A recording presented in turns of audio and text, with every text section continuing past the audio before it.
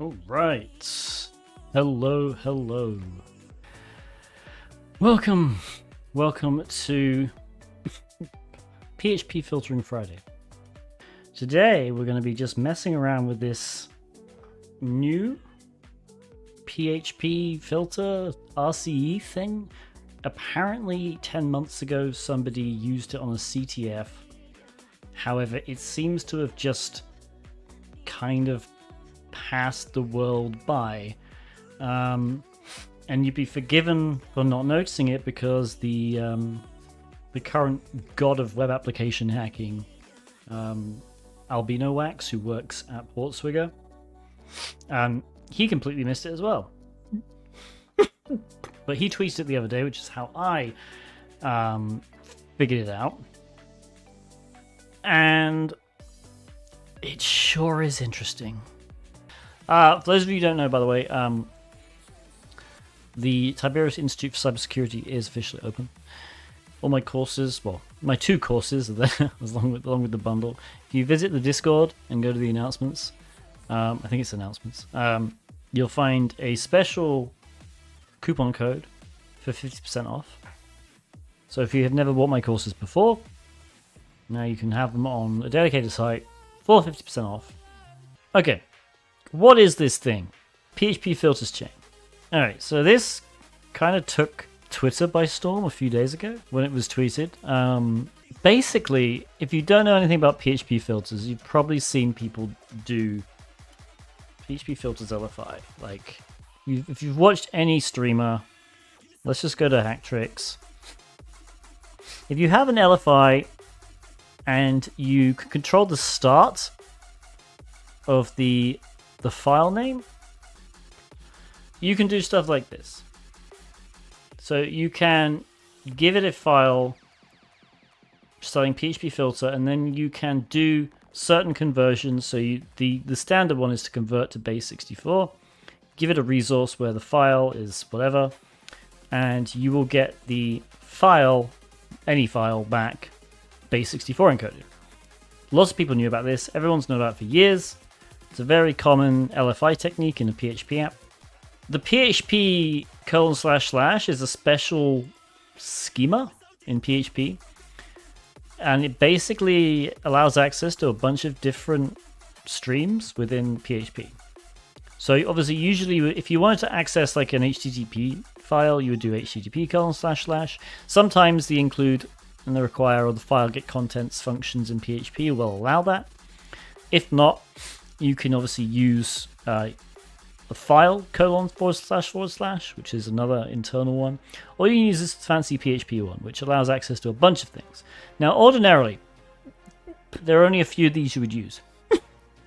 So you can use PHP input if you want to send data in the request body, which is kind of useful sometimes. PHP filter, as we've already explained, is basically filtering a certain file or resource through a bunch of converters, which is useful if you want to extract binary data in a readable format like base 64, or you want to extract, for instance, a PHP file, like the source code of that PHP file, without it actually being included and executed in the page. So you can apply a base 64 filter. They're the main ones that everybody uses in CTFs and stuff. So the PHP filter, though, is a bit odd. You can do these filter chains. I wonder if it's... Can we just go here? Conversion filters. I did have a list of them actually somewhere.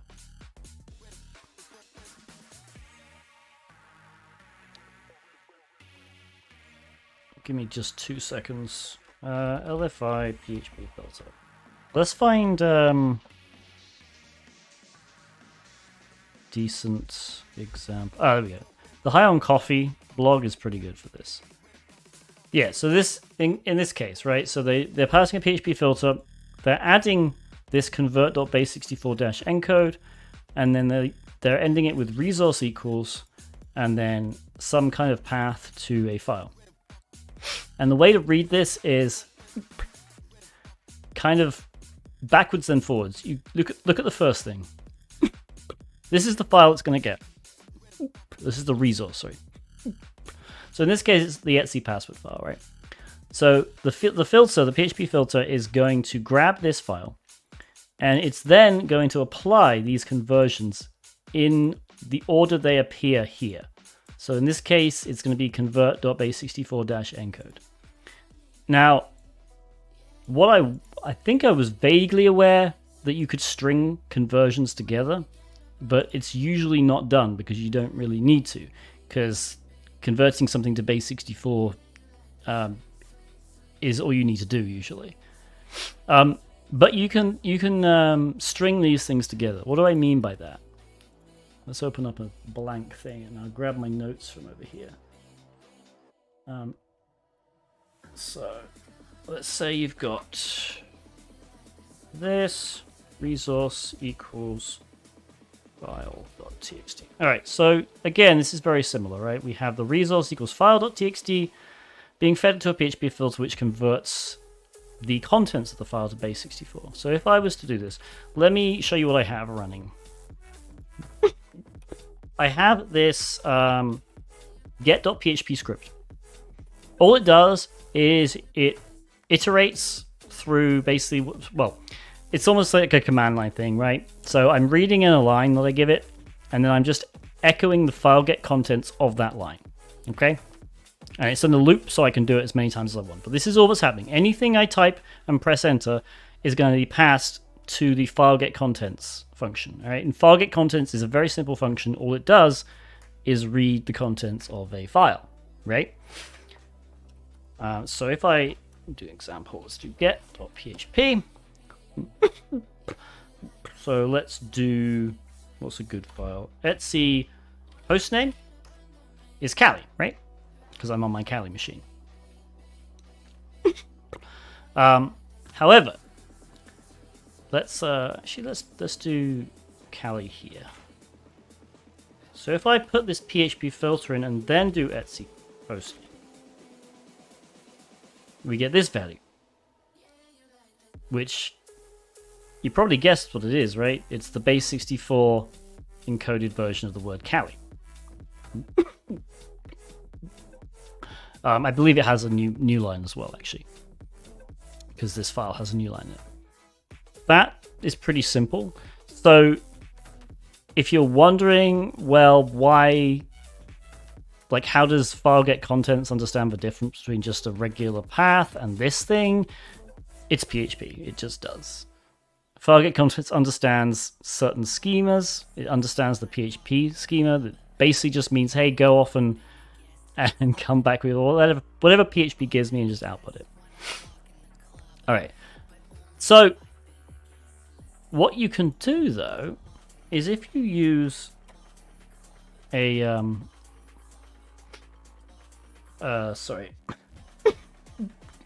a vertical bar or a pipe, you can add base64 dash decode. All right, let's actually just keep using Etsy hostname for this. So if we do this, paste it in there, right? So what's happening? It's doing the base64 encode of the contents of Etsy hostname, and then it's doing a decode. And the weird thing, I think, is that you can actually I think you can do forward slashes. I was messing around with this yesterday. You can. All right, so you don't even have to use these pipe symbols. You can actually just do forward slashes, which is a lot easier to read. But does that make sense, right? So you can string together as many of these as you want. All right, so if we wanted to, we could encode it, we could decode it, and then we could just encode it again because, you know, why not? I did not copy it, apparently. Right, and then we get the same thing as if we just base64 encoded it. Hopefully that makes sense. If I'm losing anyone, let me know. All right, so what I'm going to do is actually, you know what, let's stick with Kali. What I'm going to do, I'm going to echo -n the word Kali into file.txt. So hopefully file.txt, right, file.txt just has the word Kali in it. If I had edited this file using Vim and just stuck Kali in it, there would be an extra new line at the end because Vim loves putting a new line, even though I don't want a new line. So by doing the echo-n, I've told it, hey, don't do any new lines, please. So this is going to be useful because now what we can do is something like this. I don't know if Nano does a new line. So all I'm going to do is I'm going to run PHP on the command line, and I'm going to pass it this echo file get contents PHP filter resource equals file, right? Which is basically just going to echo out the contents of file.txt, which happens to be the word Kali. I'm then going to pipe that output into XXD. All right, ignore this warning. I'm not entirely sure why this happens, but either way, we get the exact same thing as before, right? So if I grab this and do the same thing, but now I'm converting it to, I'm doing a base 64 encode and then a base 64 decode of the file. Same thing, right? That makes sense. Okay. And obviously if I did a base 64 encode without the base 64 decode, we'd get this, right? Hopefully that makes sense. Okay. So the other thing you can do with filters, conversion filters. New subscription received.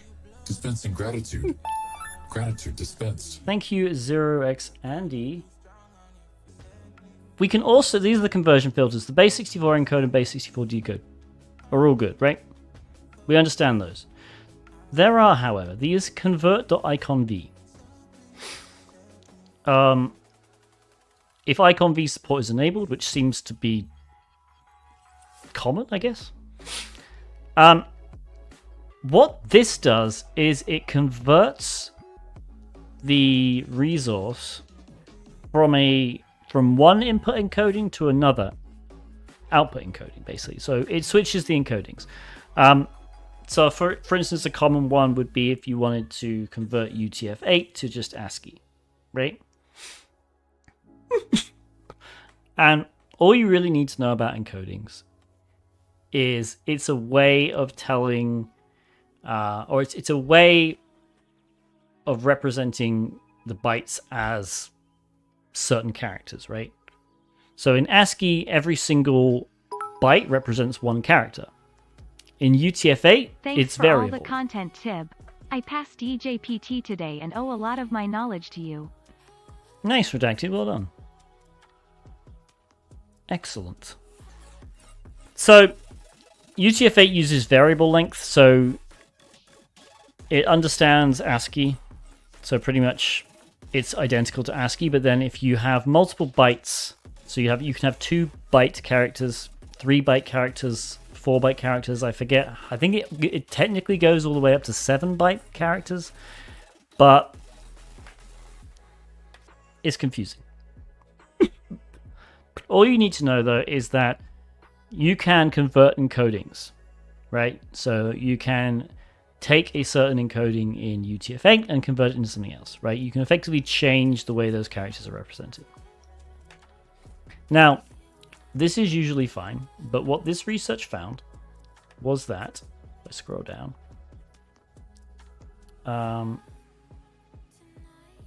if you use certain encodings, so it's specifically these 3, if you convert from, say, UTF-8 to ISO 2022 KR, these bytes get prepended. Okay? Which isn't of itself weird, it's just because this is what this encoding needs, right? So basically this is effectively what the encoding has to have, these bytes, so it sticks them at the start. All right, and we can actually see that in action. Let's convert the Kali file. So if you read this line, it's going to do filter convert.iconv, so this is how it starts, .utf8, so basically this is what we say, hey, This is the from encoding. This is what the file is currently encoded as, and this is what we want the output encoding to be, right? CSI, so 2022 KR. Resource equals, and file.txt is fine. All right? And notice what happens. While converting the file from UTF-8 to whatever this thing is, we've got 4 bytes have been added to the file. See, this the original bytes were 6B, 61, 6C, 69, right? Nice. Where's my nice sound? Nice. There we go. All right. And so, the bytes are still there. There they are, right? Those are now there. We've had 4 bytes appended. 1B, 24, 29, 43. Now the question becomes, how can we use this to our advantage? We can effectively prepend bytes to a file. The file is still the same. If I was to xxd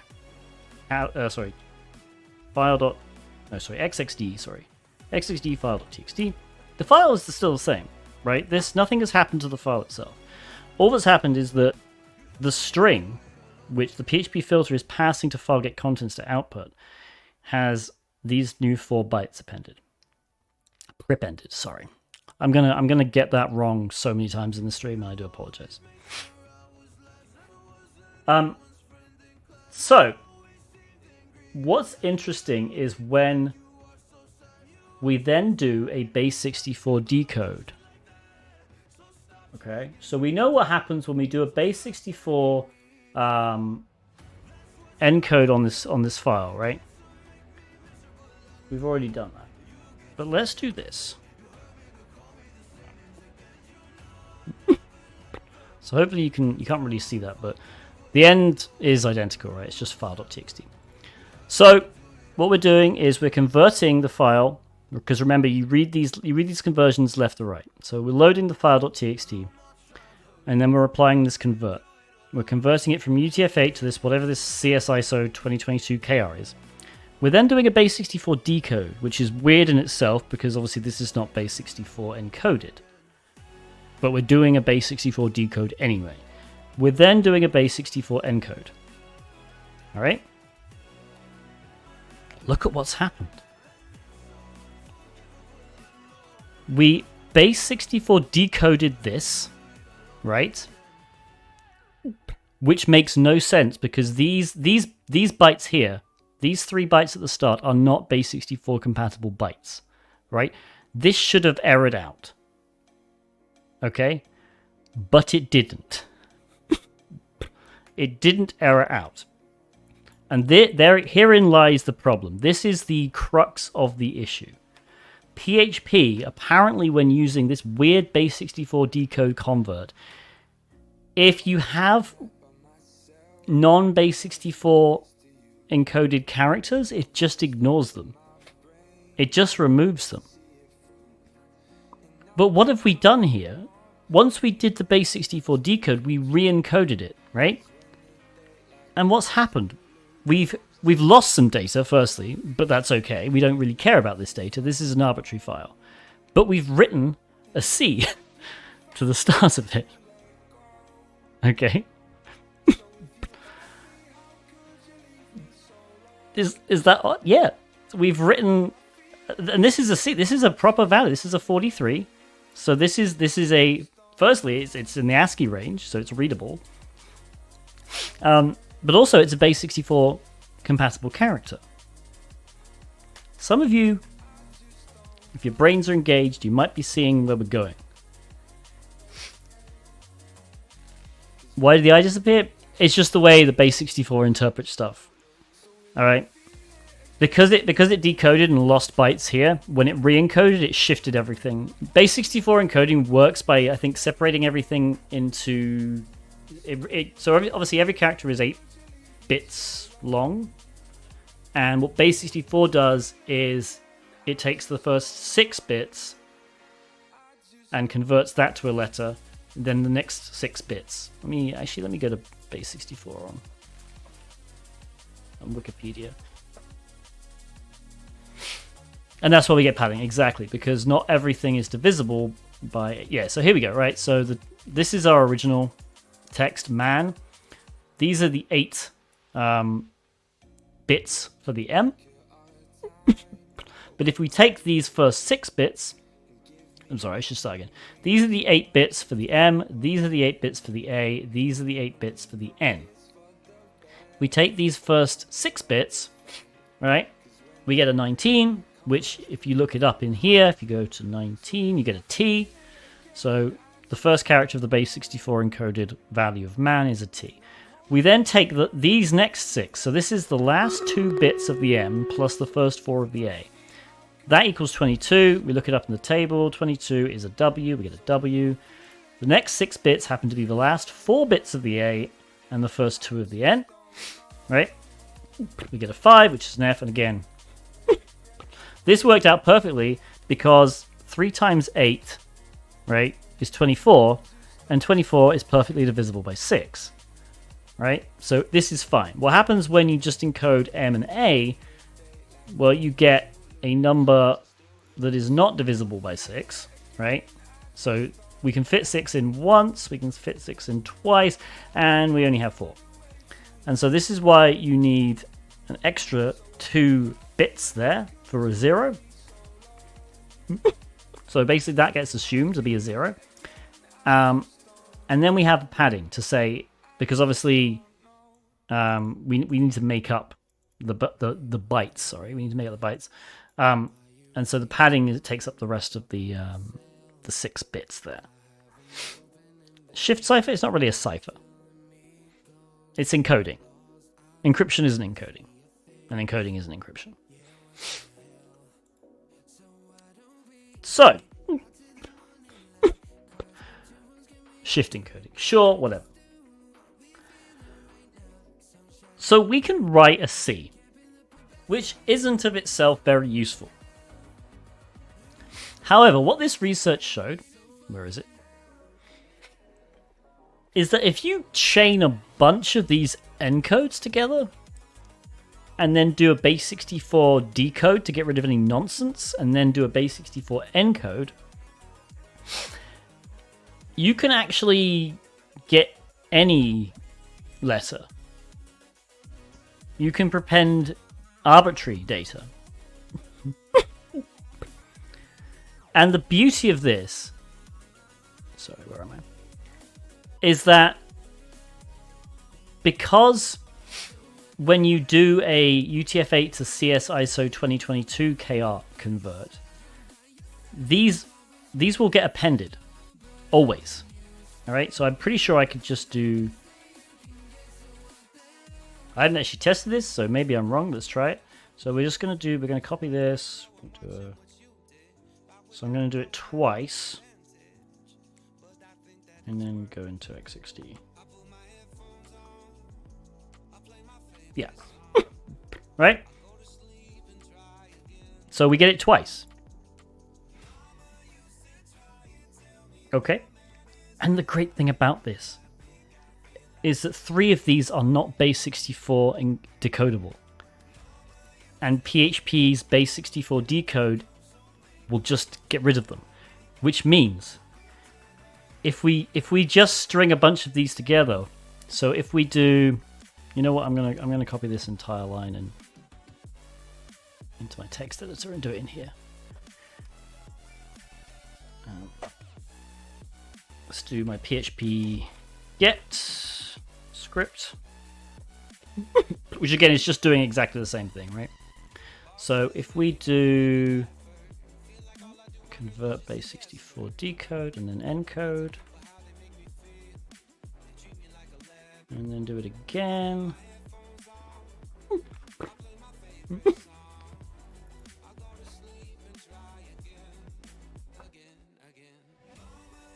Now we've appended 2 C's. And in fact, we can just append as many times as we want.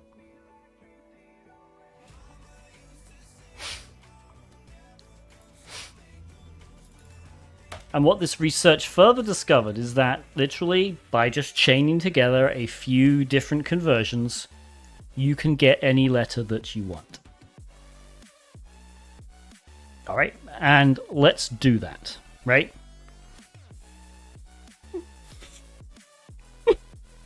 So, can chat choose a 4-letter word? The first person to type a 4-letter word in chat, please keep it to just regular ASCII would be lovely. You should be used to filter bypass. Oh, Angel D, wait. Just you wait to see what this can be fucking done. Bums. Alright, we're going to do bums. Oops, where am I? Typing that in chat. I don't want to do that. Alright, bums. Okay, so.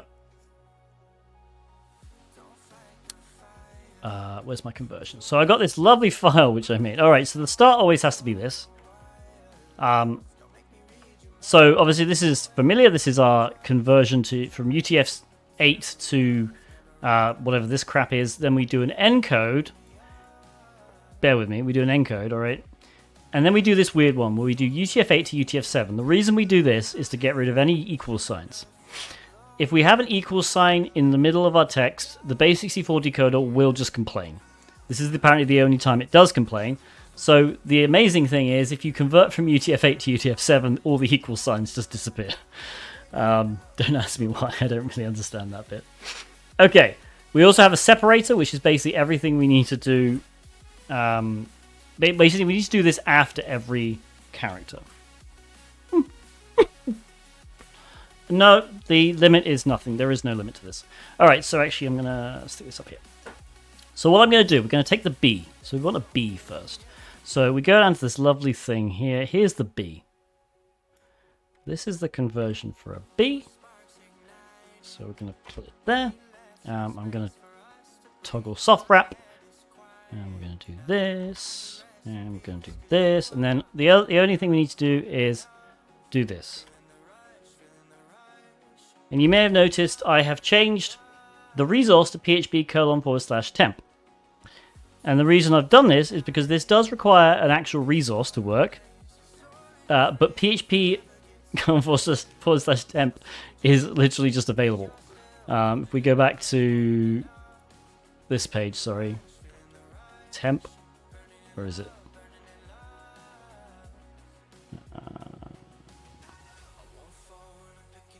Here we go. PHP memory and PHP table read-write streams that allow temporary data to be stored to file like wrapper. Basically, it's always there. You can do it with any file, though. You can do it with etc password, whatever, right? So, if we copy this, hopefully, if this has worked, what did I do wrong? I did something wrong.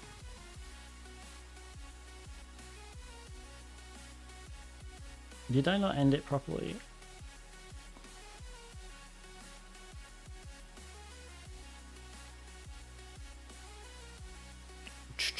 Alright, you gotta give me a sec, because I apparently did not do this right. Oh, you know what I forgot? We have to write this in reverse order, so I shouldn't even started with an S. I shouldn't even start with a B, sorry. I should start with an S.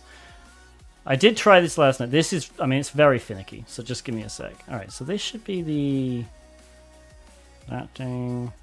And then we should be able to do the S.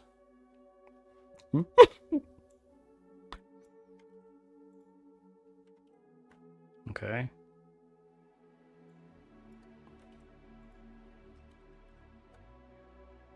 Oh, you know what? It might be. Do I not have to do that conversion on the last one? I honestly wonder. We'll try this. This is going to be a messing around stream. All right, this is still kind of new. Okay, maybe I just don't have to do this conversion. Maybe we just want to do this. Did you write all the conversions yourself? No, I nabbed them. However, I have written a script which is currently trying to do them.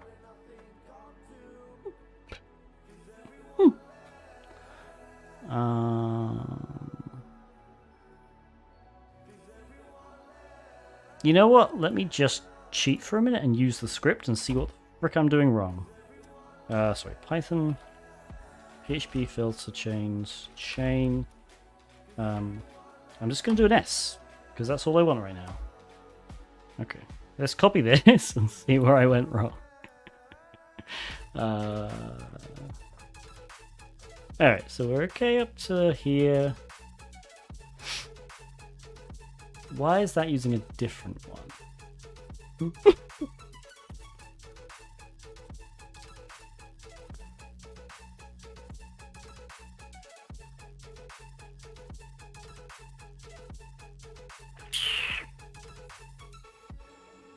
apparently this is using completely different one. Maybe I should just go from... I'm going to use this, guys. But I thought this was the same. No, it is. What's going on? Oh! Oh my god, I'm such an idiot. Okay. Okay, chat. Alright. This is really new stuff, so you're gonna have to forgive me. Ah.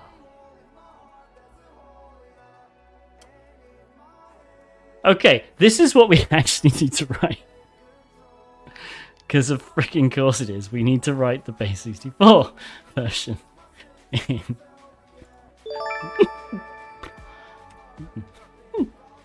Because it's base 64. So actually, I think if I take this out, let's just play. I mean, we're playing around this stream. There's the S. All right. Okay, that's what I was doing wrong. So actually, we don't really need to. Let's just write the let's write the value properly. I just need to. I don't need to take the. I don't need to do the base 64 decoder stuff. Okay. Okay. Ignore me. Ignore me. Ignore me. All right. So the word is bums. Now we need to do. So we can fuck this. All right. So we're going to do M next because remember we're writing it backwards. So let's get the M here. So this is our conversion code for an M. I've accidentally copied too much, but it's fine. So we're going to go to here. And we're going to string it along. And then obviously we're going to do this.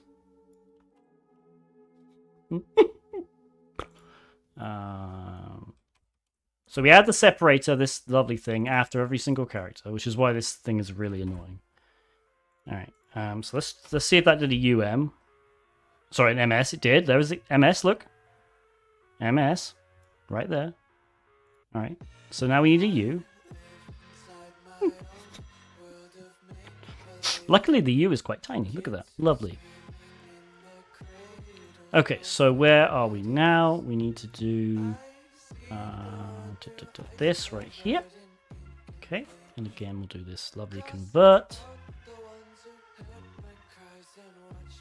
Okay, so basically what I'm doing is, for every letter in reverse order, I look up the conversion, I copy it, I append it to the end, and then I also append this nonsense crap, right? I'm just showing it step by step. It's really annoying, but that's why the automation works. Okay, we have UMS. Are we ready for bums? Let's do bums. All right, not in that way. Okay. There's the B. Okay, so I'm gonna do this crap. All this just to write the word bum. Okay. Gotcha. It's clipped? I don't care if it's clipped. Bums! We have bums. Why in reverse? Because every time... If you think what's happening, we're writing data to the start. Okay. So... yeah, so basically we write to the start of the thing. So we have to write, because we can only write one character at a time, we have to do the S first, then the M, then the U, then the B. However, this is what I was actually working on last night. I have made a script that I've mostly stolen. I'm probably going to rewrite the stolen one though.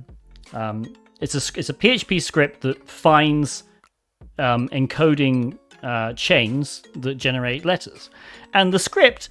I was reading through it. I was like, well, it only found the base 64 encoding letters. So it found basically all 64 characters that base 64 can encode to, and it found each of those. And I thought, well, that's useful, but can you find conversions that add 2 characters? Or 3 or 4? And it turns out, yes, you can. So what I think, the only real limit to this, if you have to do this on a URL, is the length of the bloody thing. All right, because every single letter takes quite a lot of conversion chains. However, I think if we run the script long enough and find conversions for 2, 3 character, we can probably get the payloads down small. So that's what I'm going to be working on. Not in this stream, but anyway. So we've written the word bums. This in itself is not good, right? Because it's just the word bums, right? However, so far what we've been doing is running this get script, right? And let me get PHP. So all it's doing is taking whatever line I give it and it's just passing to file get contents, right? And it's returning the contents of the file we give it, even though it's not returning the contents of the file, right? It's returning whatever this crap is. This is not the contents of the file. Okay.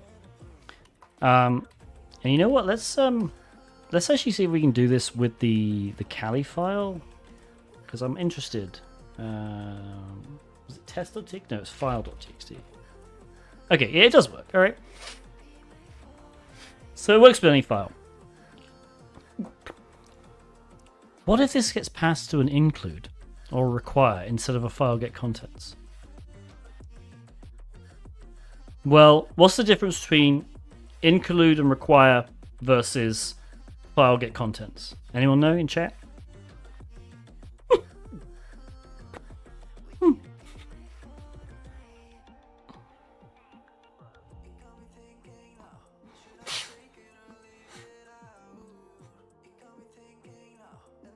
I'm going to wait until somebody says it. What's the difference between file get contents and include and require? Bonzo has it. It gets executed. Right. Include will look through whatever the file has in it. If it sees any PHP code surrounded by PHP tags, it will execute it. So, the question is, can we use this trick to write arbitrary PHP code? And it turns out we can. And the reason I was messing up before using this base64 decode at the end is because the easiest way to write PHP code that we want to execute is to base64 encode it, then write those base64 encoded characters, right, to the front of the filter thing, right? And then just at the end, base64 decode everything, right? So instead of writing the word bums, we would, let me do echo-n, let's do PHP, well, actually no, let's do equals PHP info into base64. Right. So let's grab this. So instead of the word bums, if we wrote that, right? If we wrote this string and then added a base64 decode all the way at the end of this conversion, what's going to happen? Do you want to see what happens? Because I have another script, which is include.php. Let's have a look at include.php. It's exactly the same. It just includes the thing. All right. So let's do php include.php. All right. And what we're going to do is we're going to use this PHP Filter Chain generator. It's literally just a Python script that does exactly the same thing I've been doing, except automatically and very fast. Okay, so I'm going to actually just give it what I said I was going to give it. Right, so this is basically the same thing I used back here. And because it's such a long thing, it's a very, very long string. But let's paste it in here and see what happens. Oh dear. What is this, chat? This is PHP info. With a bunch of crap at the end that it couldn't base64 decode, but who cares? So, chat. Alright, let's take this a bit further. Let's go into my home directory of my web server. We got cmd.php somewhere. Let's just do include.php. Alright, so I'm going to write a simple, really bad... let's do echo include it. Do you want to do echo include? No, we'll just do include. Alright, so we're gonna do something stupid. We're going to include whatever we pass it. We pass to the URL as the file parameter. Alright, we're just going to include. That's all it's going to do. Alright, so this is a really simple localhost include.php file equals, let's just do etc hostname. All right, boom. Everyone understands this, I presume. All right. Now let's do the magic. Now let's do something crazy. We're going to go back here to our PHP because I mean, we could do PHP info, but screw it. Let's write really the tiniest, and this is, I believe, the tiniest PHP OS command execution payload you can have. It uses backticks, and it uses the get and then a 0. And then I believe we just have to do this. Okay, so believe it or not, this will execute system commands given to it by a get parameter called 0. Literally, 0 equals something in the URL. So let's do it. So what we're going to do, we're going to copy all this, go to here. We're going to shove this in here, the file, and then I'm going to do an ampersand 0 equals ID, and this hopefully it might not work because of the encodings, but no, it does. Okay, boom.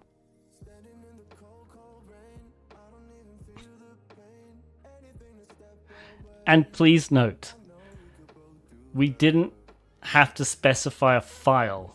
This is just php/temp. And you may be asking, okay, but what if, Tiberius? What if they've been a bit okay? They've been a bit secure about it, and they've said, okay, actually, you know what, chaps?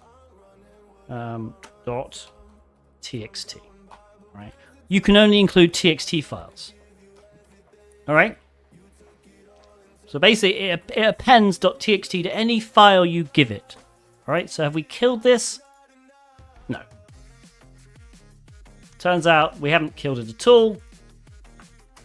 This will just work because this glorious PHP temp thing just doesn't give a shit. If you can even put, actually, honestly, putting a / is probably better. And the reason is you can just do PHP PHP : // temp / whatever you want. Pretty much. What is the address URL? This is what I want to try out because I have not tried this. I didn't have enough time to do this.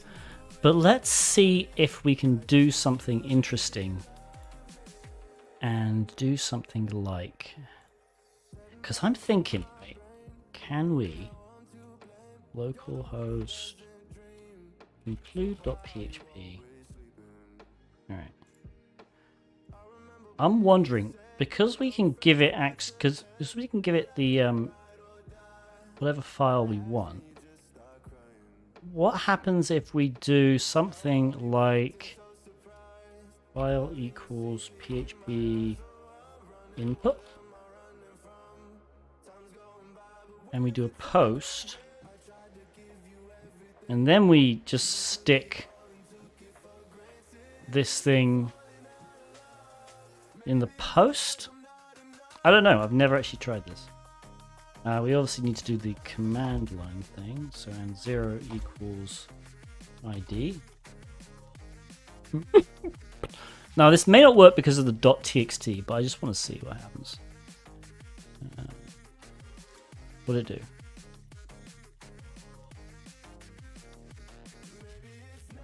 Okay, it didn't do anything there.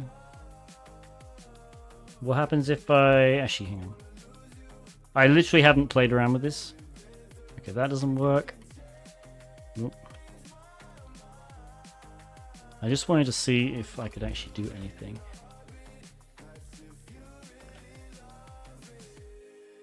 So we're just going to do the get file. Because I wonder if you can. No, apparently not. Alright. Because PHP input, we go back to here.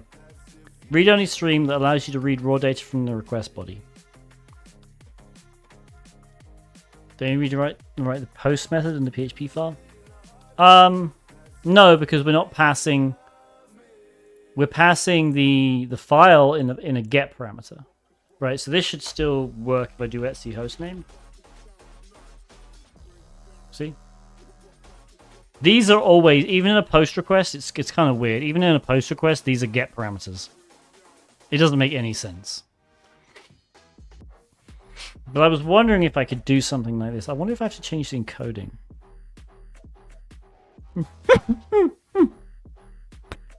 Can I just do content type text/plain? No. It was worth a shot. There may be some way of doing it, honestly. Something people can look into anyway. Whether you can do this trick using PHP input.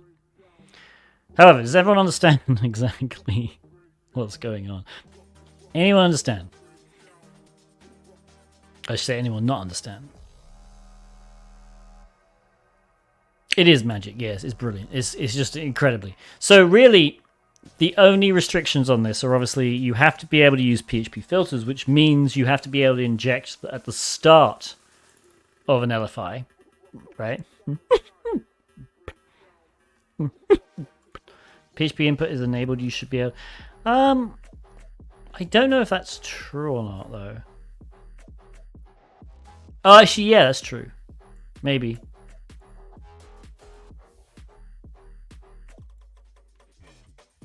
Yeah, maybe I'm just overthinking it. I've never found PHP input actually enabled properly. So let's just do PHP info. No, it doesn't work. Is it just PHP info? Yeah.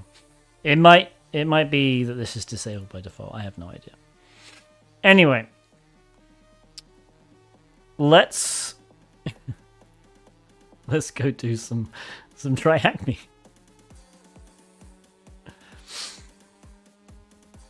Because we can completely destroy LFI boxes now. So this one you are supposed to get a shell, but the way you're supposed to get a shell, I believe, is by effectively getting the contents of the file, realizing it's you can change the extension, and then doing some log poisoning in the access logs, and then including the access logs, which just seems like a lot, right? That just seems like too much. So let's cd into TryHackMe. Let's set up the OpenVPN. Let's see if we can just do this the easy way now. Okay.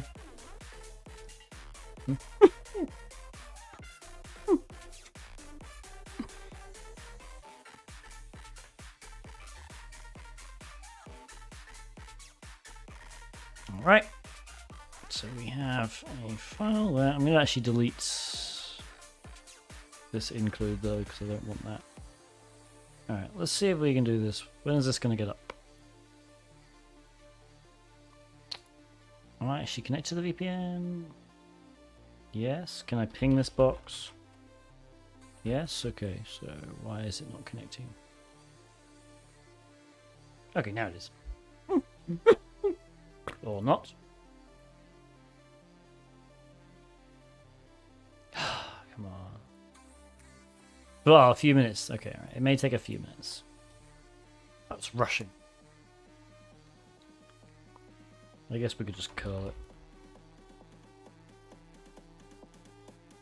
Alright, that works. Cool. Alright, what do you want to see? A dog. So the way this works, by the way, is there's a file called dog.php, which just outputs a random dog, and all this is doing is taking whatever you type here, adding .php to it, and then including that file. Okay? So like if we did .php, it wouldn't work, right? It would just give this include dog.php.php, right? There's nothing there. Now the way you're supposed to solve this is realize that you can, I mean, if you can grab the code using a PHP filter, right, of index.php, realize it's doing that, realize there's also an ext parameter, which if you then do .php like that, and then set ext to 0, nothing, you get a dog still. But that's boring. Let's just get command execution the easy way. All right, so this is the same thing. And I'm going to do this. And then we should just be able to do this. And if I do a / after temp, so it's just going to append the .php again. And 0 equals ID. Sorry. Oh, no. I forget, there was one part of this box. It checks for the word cat or dog. That's easy because as you've just seen, we can append any characters to /temp. So I'm just going to go all the way to the end. Jesus, this is a long string. I should just paste it again. All right, we're going to do this again. We're going to paste it, and then we're going to do php/cat, right? And 0 equals ID. All right, this should work now. There we go. Boom.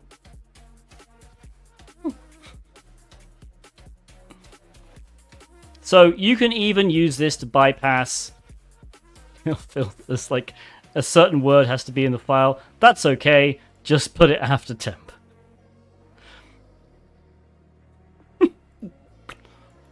So we can just now do rev shell gen. Yeah, that looks fine.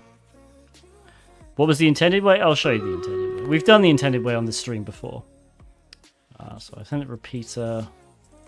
So I want to stick it in here. That's NC. Okay. Send. Then I'll work. Oh, it's because I used bash. Hang on. I need to use.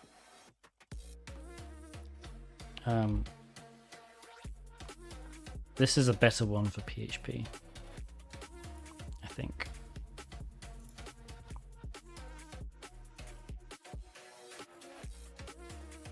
Okay.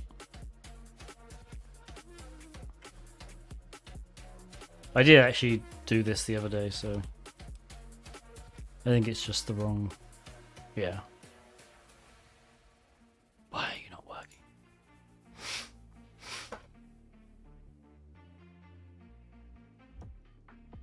What was the reason it didn't work? Oh, hang on, I've got the wrong IP address. Haven't I? No.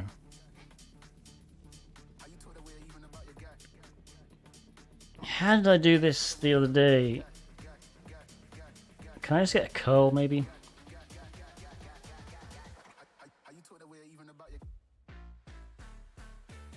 Oh, hang on.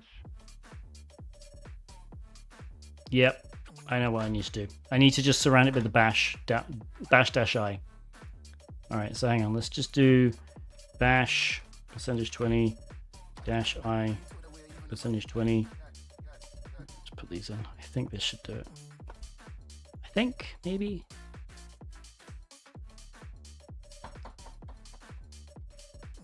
No, not bash -i. What am I doing? Bash -i. -c.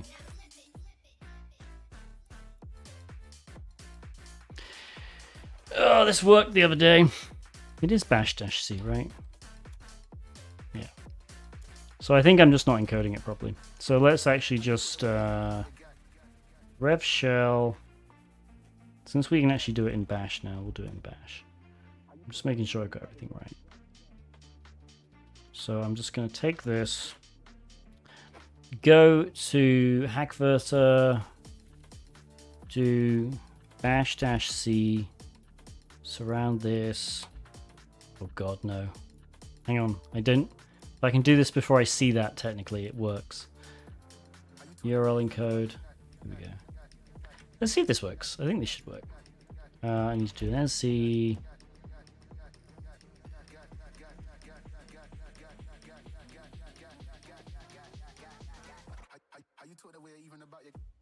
There we go. Alright, you see, it does work. I'm just messing around with it.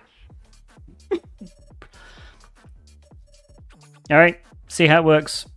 But unfortunately, Dark Eldar has decided to redeem the stupid frickin' zap thing. Alright, I'm just going to close this. Alright. Do you want me to go get the t-shirt? I can go get the t-shirt if you really want me to wear the t-shirt.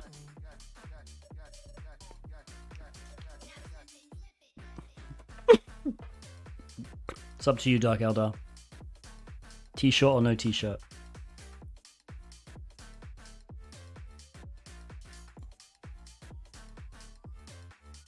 What T-shirt? Oh, I'm gonna have to get the T-shirt now just because Highcat said that. All right, I'll be right back, and hopefully I'm not sure what the green screen is gonna do. Oh, weird. Okay, well. All right.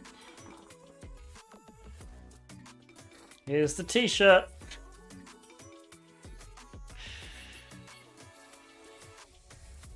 I actually gave the people who made Zap money.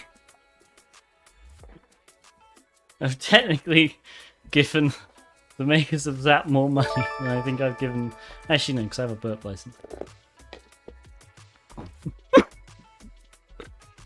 Yeah. Alright, we're a burp stream now. Burp stream? We're a Zap stream. For at least 30 minutes, but screw it, let's just do it to the end. We're only... So basically, we've solved this lab. So someone asked the way you're actually supposed to do it. Okay, so actually let's solve this lab the way you're supposed to do it. So I'm even in burp right now. What am I doing? Right, here we go. Let's open this. You know, I should just close burp completely. Yes, go away. All right.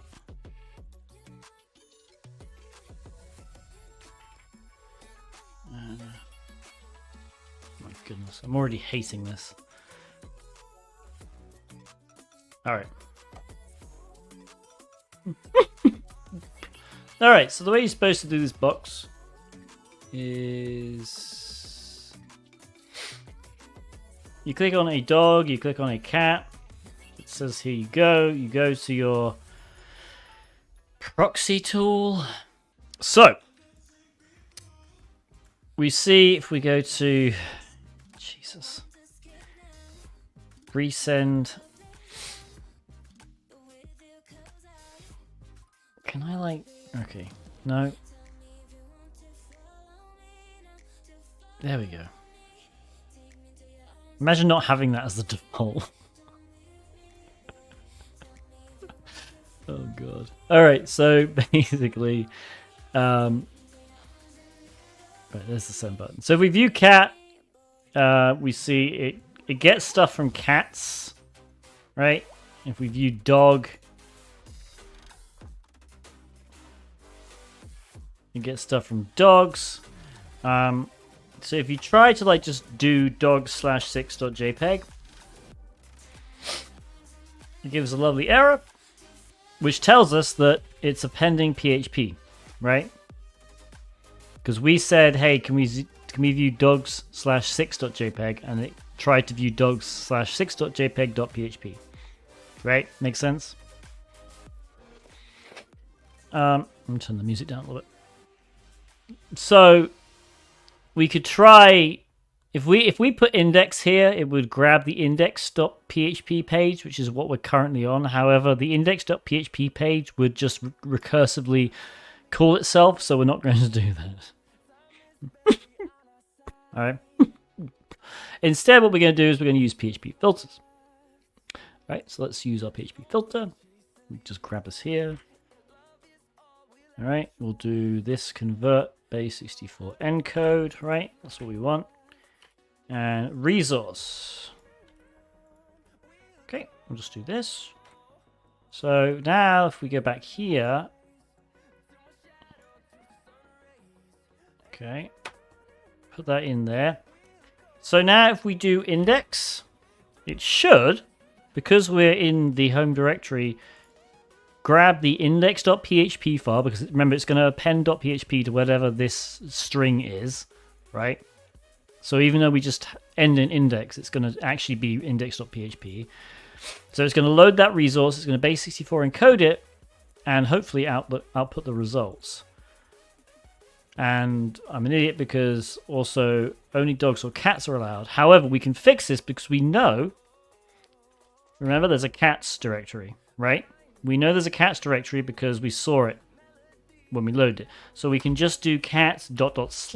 index, right? So we're telling it, hey, go into the cats directory, then come right back out, and then the index file will be there. And there we go. All right. So we copy this, and then I'm going to spend 10 minutes trying to figure out how we do a base 64 decode in Zap. Is it in tools? Oh, encode. Okay. Decode. All right. So I didn't ask for any of this, but thank you, I guess. Can you like make these bigger? No. So not only does it give me all this crap that I didn't want, it doesn't give me a way of resizing them. Jesus Christ. All right. Can we copy it at least and get it outside? All right, so there's the index.php file, and because we base64 encoded it before we included it, we also get all the PHP code. And so you see it has this function contains string or contains str, which basically just checks whether the string is contains something, right? Contains a word, and basically it's going to say, hey, if contains so if the get view parameter contains the word dog, that's fine, or if it contains the word cat, that's fine. Do the include. But what you see in this file is it also has this get parameter ext, right, which is a hidden parameter. It's not used in the default page, right? But it says, hey, if the get parameter ext is set, use the ext get parameter in this variable ext. If it's not set, use .php, right?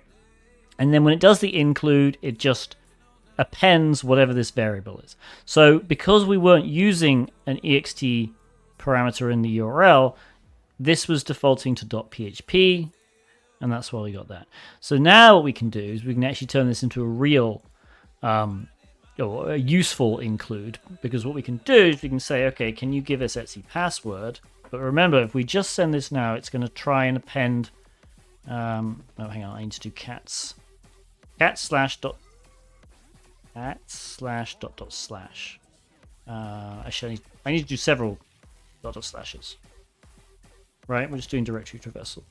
If I send this, it's going to complain about Etsy password.php not being found, right? Because by default, whatever this string is, it appends .php. However, we just do ext equals nothing. Nothing's going to get appended. And we're going to get this. And I believe the way you do solve this is, I think, don't you note there's a... Right, no, we go to var log Apache 2 access.log, which honestly Apache shouldn't have access to in this way. You shouldn't be able to load this log. Okay, here we go. Here's our log. Here's all the crap we sent it before. So we can view the logs, right? Which means if we send one request, because the logs contain user agents, right? So if we send one request, and in that request, let's copy that, we just do this PHP system get cmd, right? That should be fine, I think. Just making sure I haven't messed anything up. We send that once, and then we just switch it back, right? Okay, so we get this cannot execute a blank command. Ooh. Because we haven't given it cmd equals load. And now if we go all the way down, yeah, there it is. That's how you get it the long way around. So it involved a lot of enumeration. But what's the point? Why do that when we have this lovely trick? So what I wanted to try and do was just find some more boxes, maybe, that are vulnerable to this. Does anyone know any boxes that have LFIs that just allow you to use PHP filters, because it would be very funny if we could just do that.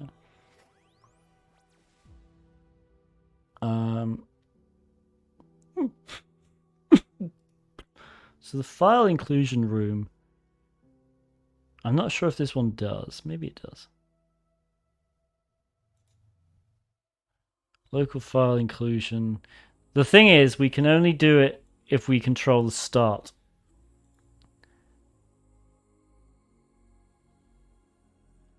So stuff like this, I don't think we can. Oh, maybe we can.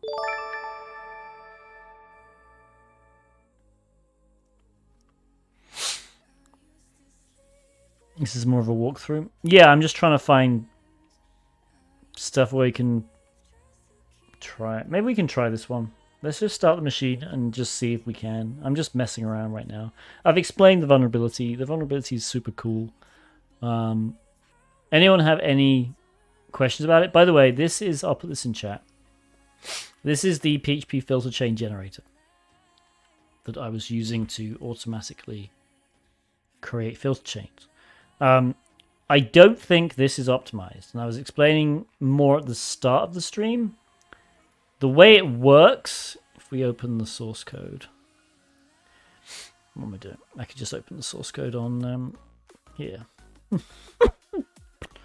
So it has all 64 possible base 64 encoded letters, right?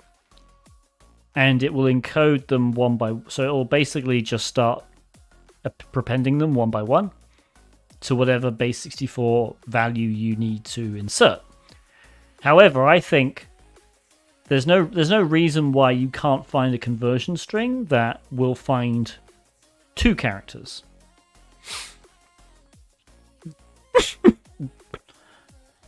Okay, let's load this one.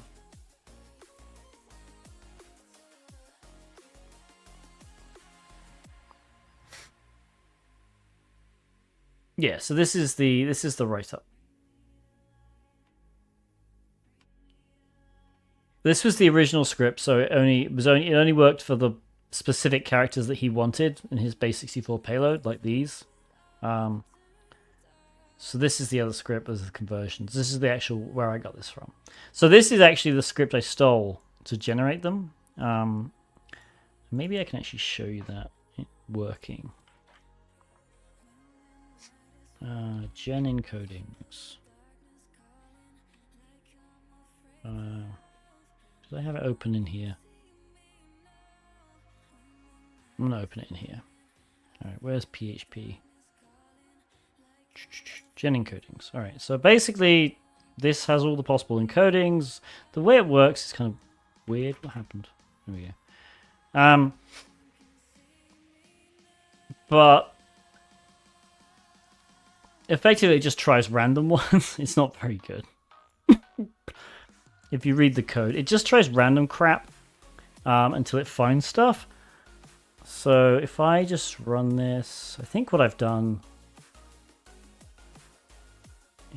yeah, I think this script should run now. So if I run this, so PHP gen encodings, right? This is what I made it do. I made it not only find encodings, but it tries to find better ones. Or if it comes across a better one, it will prefer it. So we already found a J conversion. We found another one, but this one's longer, right?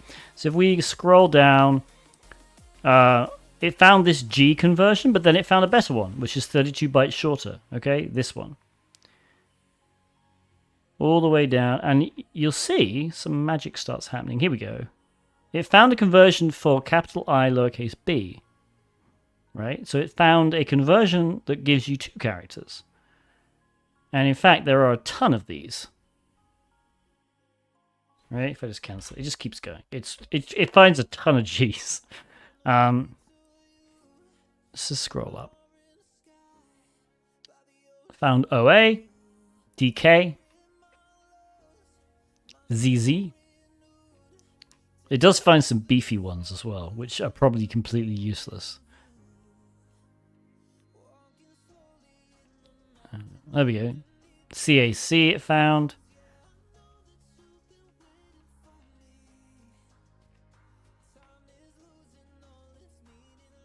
Yeah. Anyway, I'm gonna try and improve this script, and maybe try and find some, at least try and find the shortest possible, so far the shortest possible conversions. Because again, the one issue, the only thing about this payload, exploit, that's potentially bad is that to get like even 10 bytes prepended, you need a shit ton of data in the payload. Stream's favorite. We all know who it is. This is Raven. She's not a very happy girl. Aww.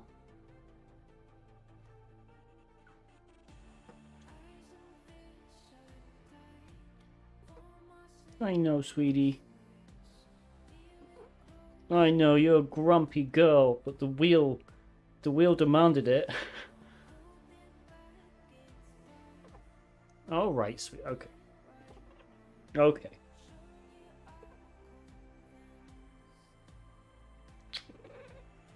I know, baby. All right, we're gonna let it go. Go on. Go on, Raven. Lovely. All right, green screen fail for a bit. File inclusion lab. I mean, I guess we just go down the labs. They're presumably all PHP. So, the easiest way to check is if we can just grab a regular file. So let's just do etc password. We can't do that. What am I doing? That one. Oh. Can we? That does look good. Oh, excellent. Okay, so we may just be able to do this in the first lab. Alright. So where's my command? This one is good. I just want to see file equals, yeah, right. Resend editor. I can't believe it only lets you resend something in one freaking place. Alright, so we need to do this. And we need to encode this. Which encode? Oh my God, you can't encode in place, can you? Please tell me you can encode in place. Does that have dark mode? We'll find out. Let's find out. Options. Display.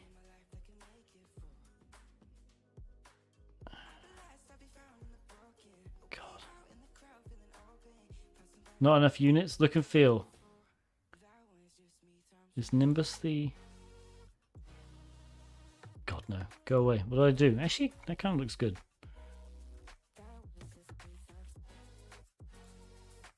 Flat dark. There we go.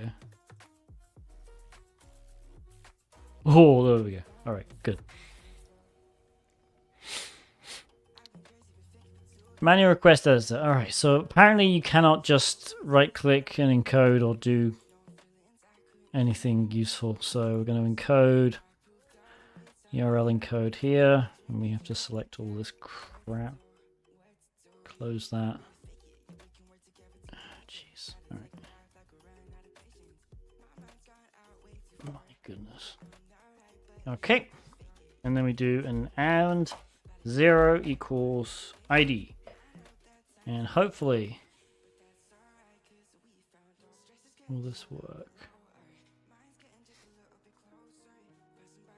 No.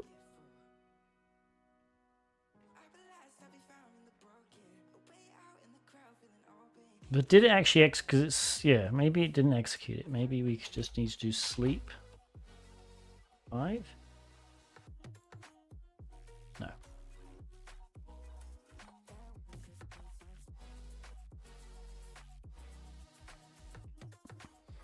So I wonder why this doesn't work.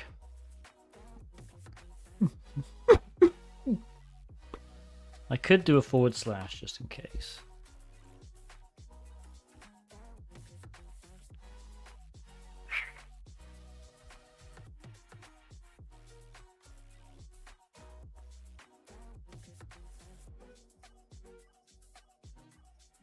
Does it even user require include? Good question. But let me just try a resource that actually exists. So Etsy password and see what we can. All right, so it does do that, but for some reason it's not doing the encoding.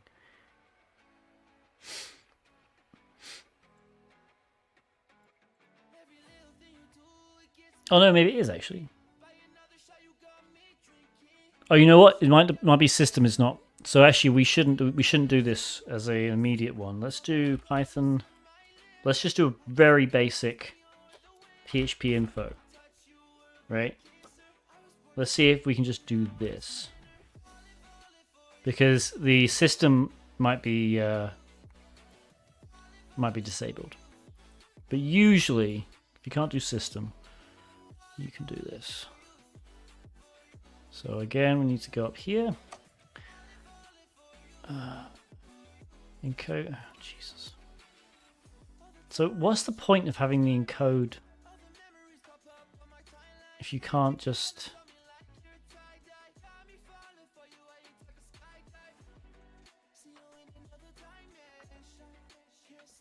Alright, let's see if that does anything. No. Again, we'll do this thing with the /Etsy password.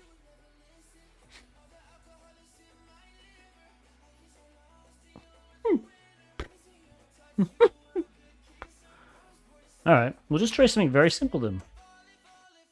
Can I just append the word test?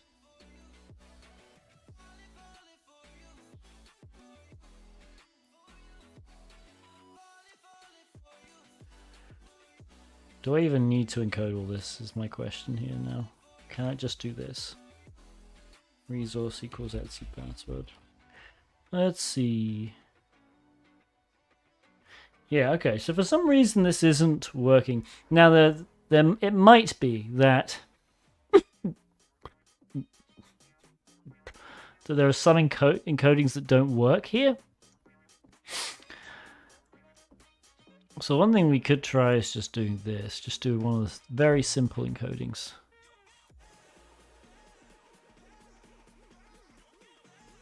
And yeah, it doesn't look like it does.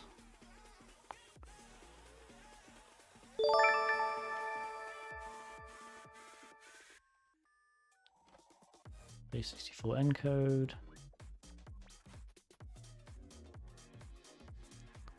Let's just have a look at this and see what we can do. Tools. Decode. Yeah, it doesn't seem to have I'm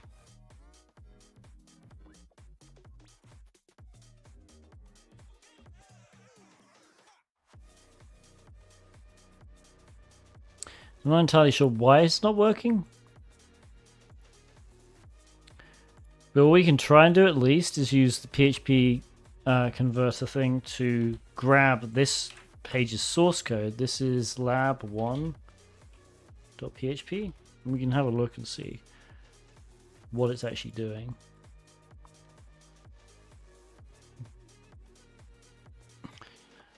And after that, we'll do stream readers. Read the index file. Well, yeah, this isn't the index file, but base64 decode illegal argument. Oh, because I need to URL decode it first. Guess, apparently. Character 20. Did I copy the right thing? Alright. I'm just gonna echo -n this into base64-d. Invalid input. Oh, hang on. This is. There we go. All right. Includes. It does include the file.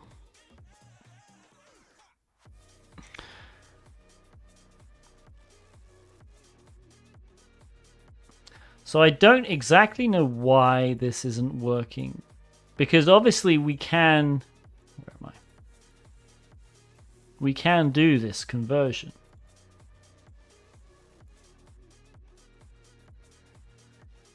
But for some reason, if I just want to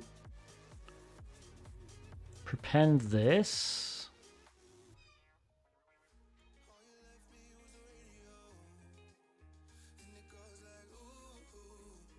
Icon, yeah. The thing is, icon is generally there, I think.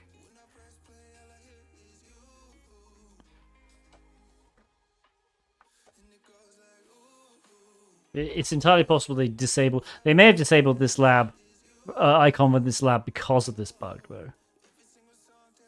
I wonder. Oh, it's not liking whatever I just did there.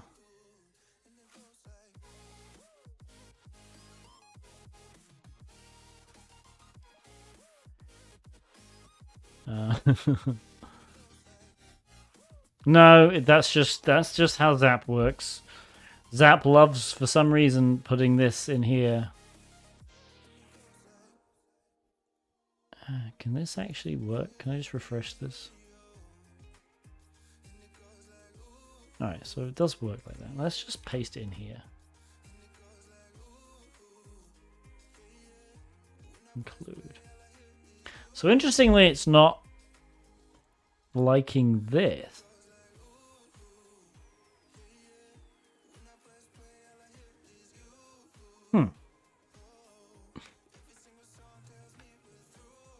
I guess one thing we can do is just try UTF-8 to UTF-7 conversion. So what we'll just do is this. Include. There we go. Invalid byte sequence. Oh, because it was doing a decode.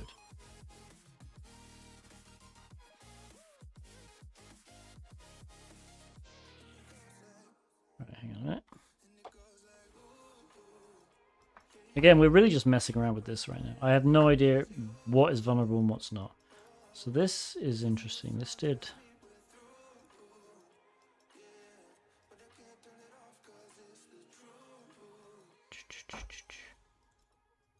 You know what I do want to try though?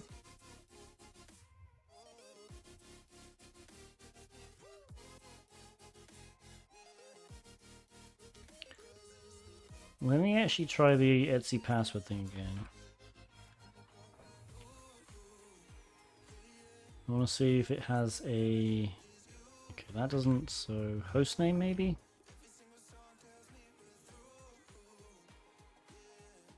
None of these have none of these have equal signs at the end, which I guess is kind of odd.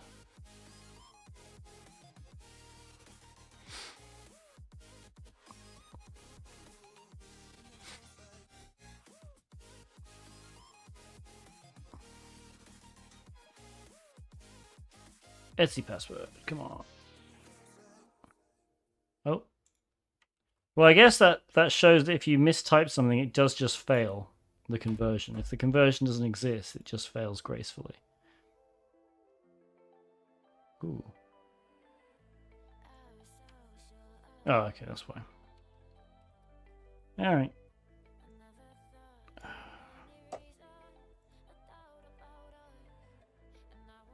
I am slightly confused as why none of the...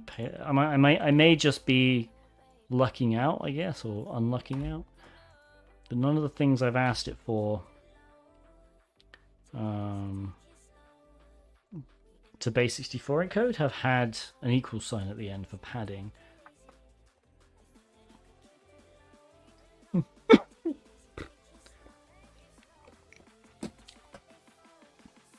Try resolve.conf maybe.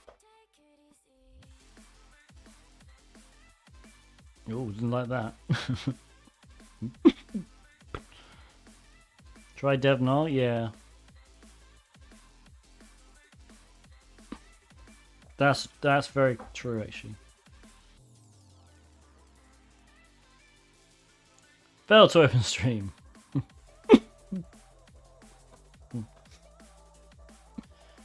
What else can we try?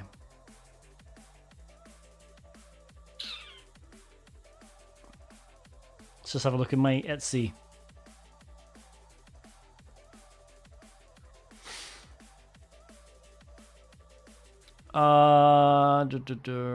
Anything good in here? Oh, we could do the group. Etsy group.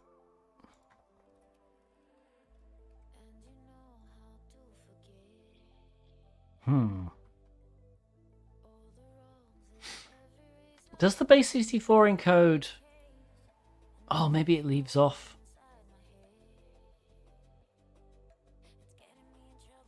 Yeah, it's possible it leaves off the padding and just assumes. So that might be why as well. Either way, let's just see if we can do. Well, we can't. We tried doing a convert like this, and it didn't work. So, but if we did something like, let's just rerun that.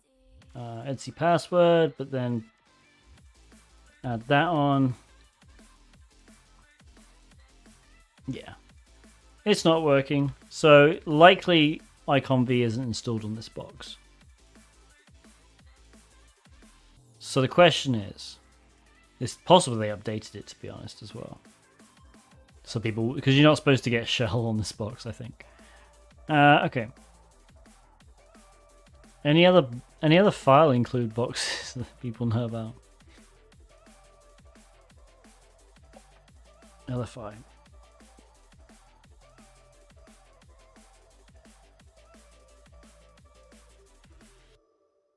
Team? I don't care if we've already exploited it or we read the write-up. I'm just interested in boxes where we can just grab. Sorry, where we can use PHP filters.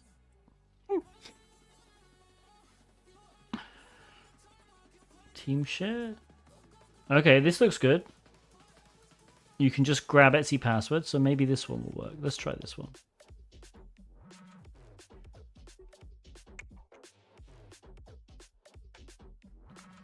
And again, we are literally just playing with this.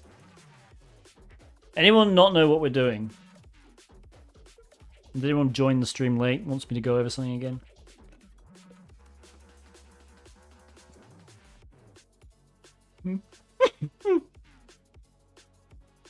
Alright, so this is a script. Alright, we need to add... Again, we're not doing a box for real. I basically need to add dev.team.tryhackme to my DNS mask file. Let's see DNS mask Tiberius. Okay. Address equals. We're just going to do .team.tryhackme. And give it whatever IP we have. Okay. So do service. Oh, I don't want to start MySQL. I want DNS mask, please. Cool. All right, now if we go back to, oops, sorry, this. So we should just be able to go to this thing.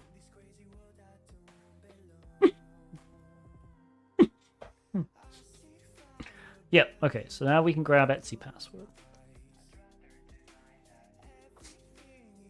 Cool. Alright, we'll view the page source and we'll just do this again. So let's do Python. Let's just do the test chain again. See if we can just get the word test.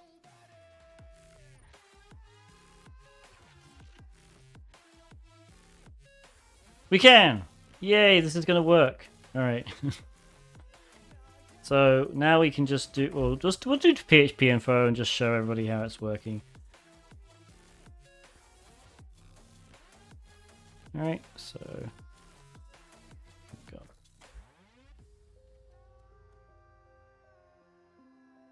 Hopefully this is going to work.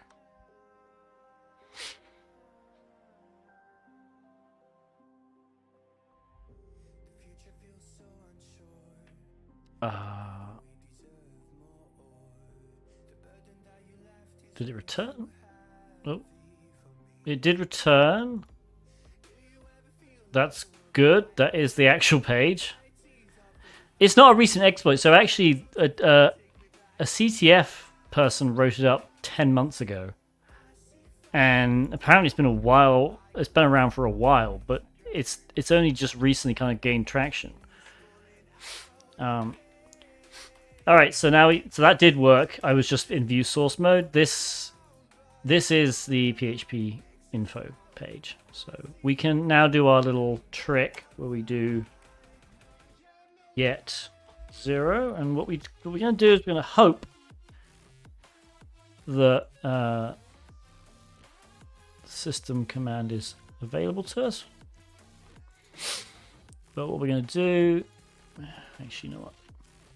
View source dev.team.try script.php path equals.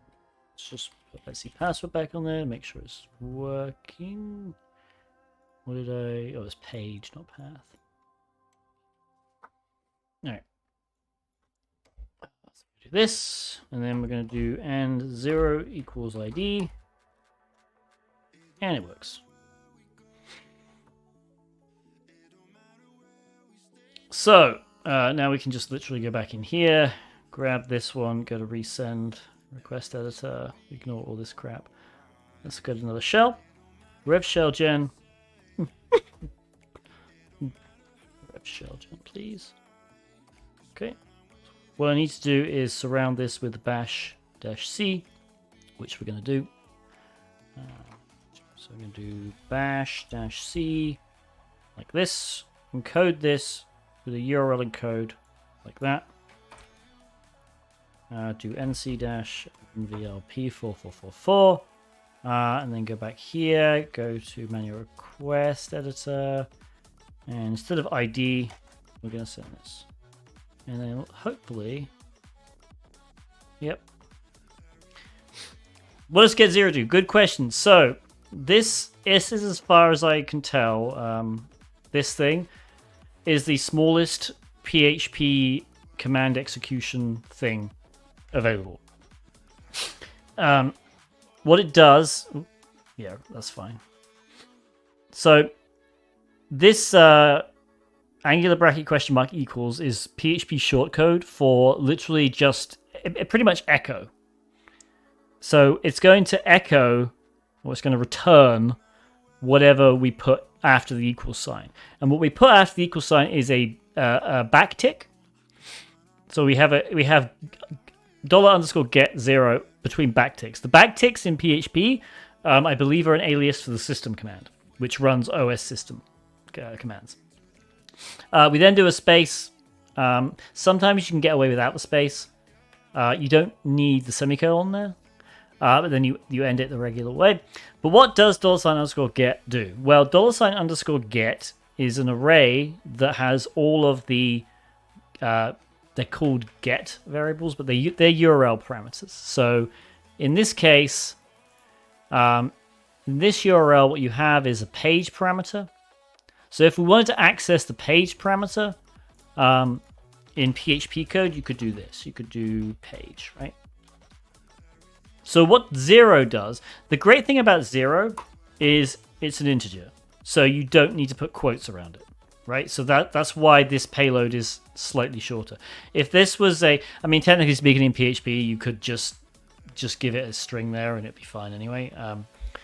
But we wanna be the smallest possible payload. So giving it a 0 just means give me the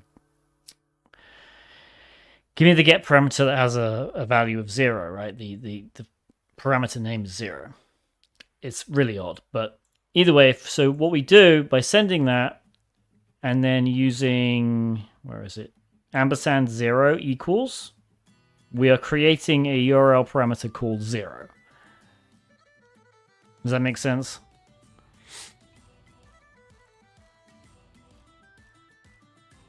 So we have a we have a shell now. Why do you need to do that? --c. So we don't need to necessarily do it every time. It really depends on how everything's being executed. I think you do need to use it with the backticks, because technically speaking, this is bash specific because it's using these redirects. So this only works if you run it in a bash shell, right? If you just tried to run this as a program with arguments, it wouldn't work. Because when a program is run with arguments, obviously, so it's the bash program that's going to be run, but it's going to pass it -i and then this and then this. So it's not going to really work that way. The reason this payload works is it runs bash in interactive mode, and then it redirects bash itself into dev TCP blah blah blah. Okay. So what you'll find a lot of the time with these rev shell gen stuff, even with like the NC ones, this one actually would work. This is fine. So this isn't bash specific. This will run. Right, it doesn't hurt exactly.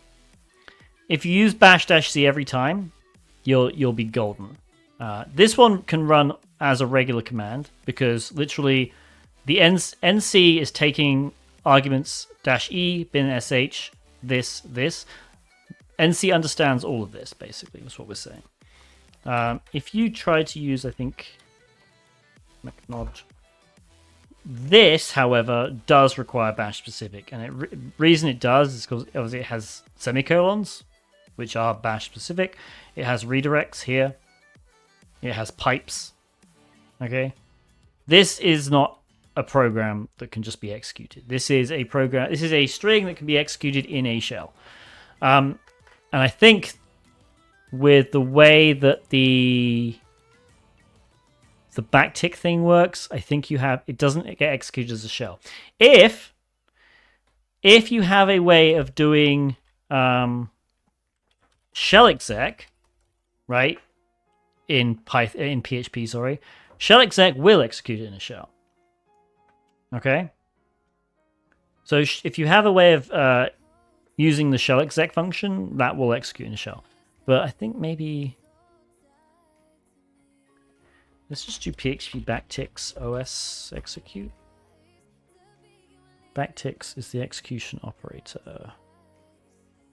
You see, this is weird. It says it will execute it as a shell command. It doesn't seem to, though. Identical to shell exec. Yeah, it doesn't make sense.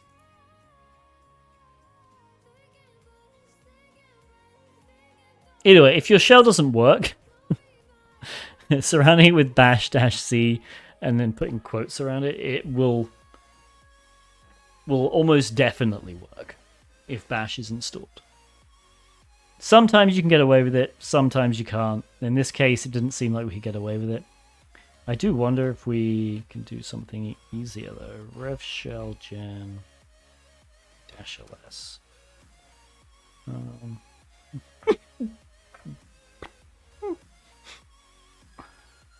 I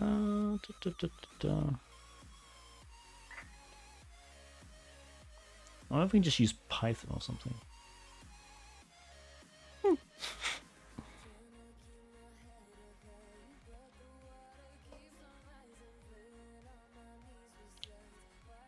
Yeah, so URL encode that. So I do wonder if we can just use this. We'll try a few things. I like playing around. This is a playing around stream. Okay, manual request editor. Get rid of all this crap.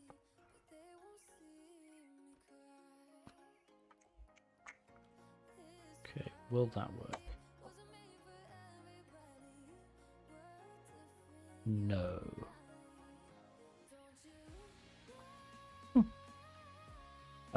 Python. Yeah, we can try Python 2, I guess.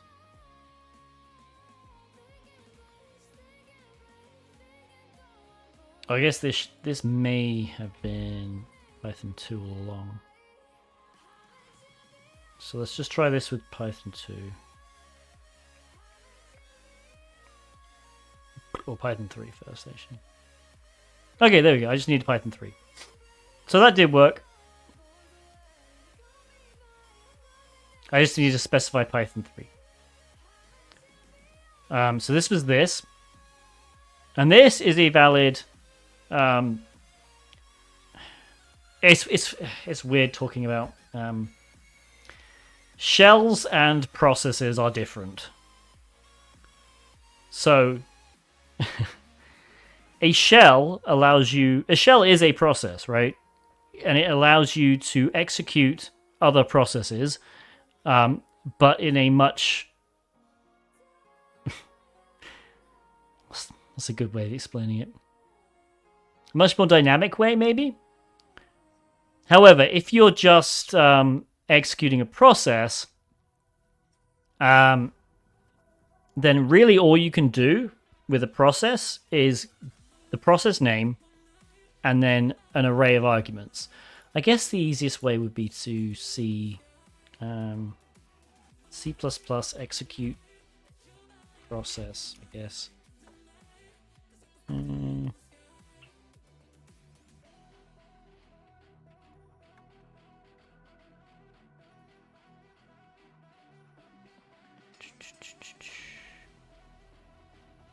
See, even the system... Does system launch it? Yeah, system launches it in a shell. I wonder if Java does it nicely. Java run process. Execs, yeah, exec v is what I was thinking of actually. Thank you.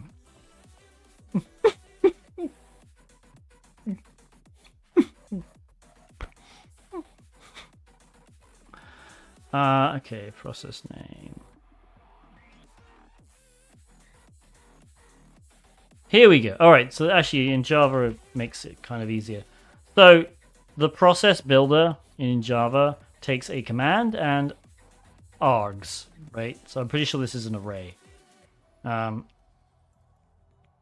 so a command is basically just going to be the name of the binary, right? And the argument is just going to be an array of arguments.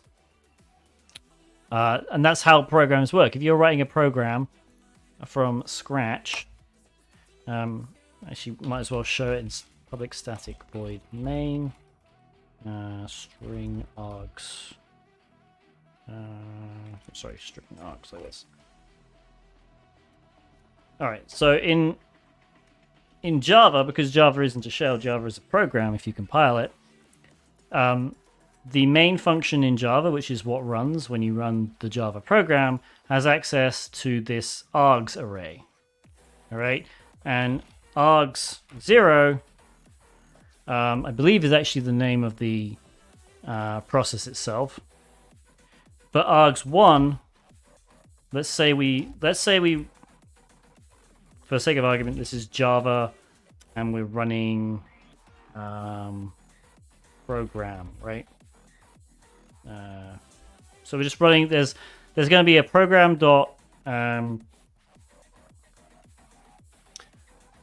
What's the compiled version called? There's going to be a Java program, right, called program, and we're running it through Java. Program gets passed these arguments as an array, and it can access them using an array. The way Bash is different with a shell, I'm probably just not explaining this very good at all. In a shell, if you run like Python, some scripts.py, and then test2 -- something v or something, right? Just -v. So this is still just a string, but bash, the shell, if this is on a shell, bash is going to interpret this as a string and build a process out of it. So at no point does the program get past this as a string. The program will get past this as an array. Well, actually, all of this is an array. Python is the program here. So Python gets past this as an array. All right. So bash is going to effectively execute Python, the program, and it's going to give it, let's just say argv. It's going to give it Python, because that's the program name. It's going to give it sumscript.py. It's going to give it test. It's going to give it 2. Sorry. These are all going to be strings. And it's going to give it -v, right? So the difference being that in bash, arguments are all separated by spaces, right? So when you run a command in bash, all the arguments are separated by a space. But when you actually come to executing a program on the operating system, the spaces don't, they just disappear. The spaces get converted into this array, or a list, or whatever you want to call it, and this list is given directly to the program. Hopefully that makes sense. How did we even get onto this? I don't even know anymore. What are we doing? All PHP LFI RCEs now. So no, not all of them. So what you need to do to execute this, there are pretty much 2 requirements. So the first requirement, yeah, like Sarsec says, iconv needs to be installed. But I'm pretty sure it's installed by default, because it works on my Kali system and all I did was install PHP. Okay? The second one, you need to be able, so you need to control the start of the LFI. Okay? What do I mean by that? This means if you have, for instance,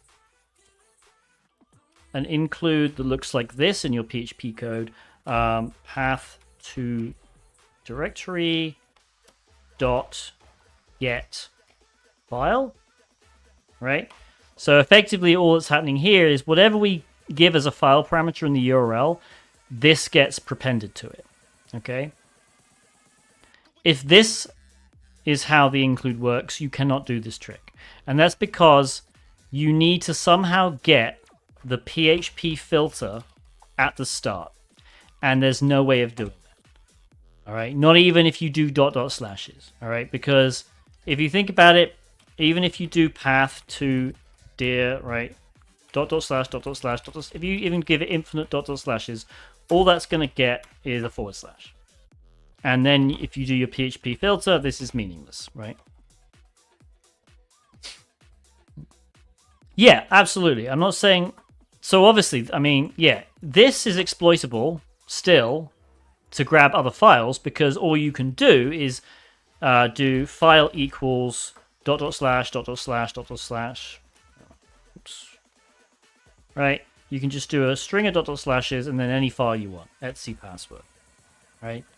This still works like that. That's fine. You just cannot use the PHP filter trick. So you need something that looks like this. So this will work if you're just passing file directly to an include, or actually requires. So what I'll do is we'll do require like that. Okay, require or include. That will work. This will work if we do the same thing, but now we're prepending some string. Appending some string. Okay, that will work as well. And the reason this will work, which usually it wouldn't, usually the way of getting around this is if you're using an old version of PHP and you can do file equals etc password %00, right, to do a null byte. Because then even if when this string password %00, when this gets sent to the operating system, obviously this becomes a null byte, And in older versions of PHP, if there was a null byte, it gets passed to the operating system. The operating system thinks that's the end of the string. Sorry, this is the end of the string right there. This obviously doesn't work in later versions of PHP. But the reason you can do it is because with the PHP filter, if we do the filter, blah, blah, blah, the last thing we do is resource equals php/temp. And then if you do a slash, this is a special like input-output stream. And seemingly, I've played around with it. You can seemingly stick anything you want after temp, and it will just do it anyway. It'll find it. It doesn't seem to give a shit. So you can put anything there. In practice, most LFIs can be turned. I wouldn't say most. Definitely a lot, but I don't think most can. Not in any modern systems, anyway.